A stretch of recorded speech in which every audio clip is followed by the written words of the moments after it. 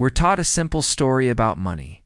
First came barter, then coins, then banks. But here's the mystery historians rarely confront. How did ancient rulers build empires, pay armies, control populations, and accumulate massive wealth? Before money even existed? No coins, no paper, no banks. Yet power was centralized. Resources were extracted. Obedience was enforced. So what were they really controlling? If not money, the answer reveals a forgotten financial system, older than currency itself, and disturbingly familiar today. Long before coins appeared in Lydia, around 600 BCE, complex civilizations already existed. Sumer, Egypt, Indus Valley, early China. These societies built cities, temples, irrigation systems, and standing armies. None of that happens without organized wealth. But instead of money, they controlled something far more fundamental: access to food, access to land, access to survival. And that control didn't happen accidentally.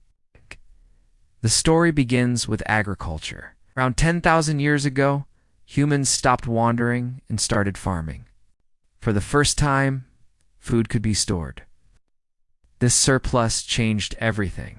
Whoever controlled the surplus controlled time, labor, and life itself. Grain didn't just feed people. It allowed specialization. It allowed armies. It allowed hierarchy. Temples and palaces became the first vaults. And rulers quickly learned, if you control storage, you control society. In ancient Mesopotamia, temples weren't just religious centers. They were economic hubs. Farmers brought grain as offerings. Workers were paid in rations. Debts were recorded on clay tablets. No coins were exchanged, but everything was accounted for. Ow. This was a ledger-based economy. Units of grain, oil, or livestock were tracked, owed, and redistributed. Sound familiar? Rulers didn't need money. They needed records. Accounting came before currency.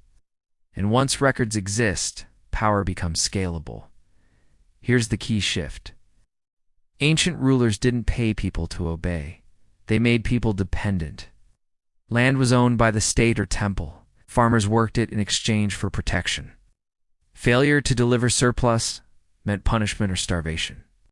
Debt existed long before money. Miss a grain payment? You owed labor? Miss again, your family could be enslaved? This wasn't corruption. It was the system, and it worked until it didn't. Over time, debts accumulated. Bad harvests happened. Floods destroyed crops. Families fell behind. Eventually, too many people were trapped in obligations they could never repay. This created instability, revolts, mass desertion, economic collapse. Ancient rulers faced a dilemma: force debts and destroy society, or erase them and weaken authority. This is where one of history's strangest financial tools appears. In ancient Sumer and Babylon, kings periodically declared debt jubilees. All debts canceled, slaves freed, land returned. Not out of kindness, but survival. If too many citizens were crushed by obligation, the system collapsed. These resets weren't progressive reforms. They were emergency measures. But each jubilee revealed a dangerous truth. The system was unstable by design, and rulers learned a lesson future empires would refine. Control debt carefully, or replace it with something more flexible. Coins solved a problem. They made obligations portable. They depersonalized control. They shifted power from temples to states. With money, rulers could tax instead of store grain, pay soldiers instead of feeding them, expand beyond local economies. But the logic stayed the same. Control the unit of account. Control the flow. Control survival. Money didn't replace the old system. It scaled it. Today, we no longer store grain in temples, but we still live inside a ledger. Bank accounts, credit scores, national debts. Food is replaced by wages, grain by currency, clay tablets by databases. Yet the structure is identical. Control access, create dependency, enforce obligation. And when obligations grow too large, modern systems don't declare jubilees. They roll debt forward, forever. Ancient rulers learned something we still refuse to admit. Wealth isn't created by money. It's controlled through systems. Before coins, it was grain. Before banks, it was temples. Before currency, it was obligation. Money is just the interface. The real power lies underneath. First, money was not the beginning of finance. Counting, debt, and control came first. Second, ancient economies collapsed when obligation exceeded survival. Debt has limits even without money. Third, modern financial systems didn't invent control, they perfected it. The most dangerous illusion is believing money created power.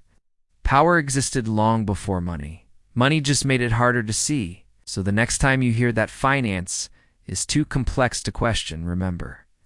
Ancient farmers understood it without coins, without banks, without economists. And ask yourself, what system are we living inside now that future generations will finally recognize? If this changed how you see money, power, and history, like the video, subscribe for more deep dives into hidden financial systems. Share this with someone who still thinks money came first.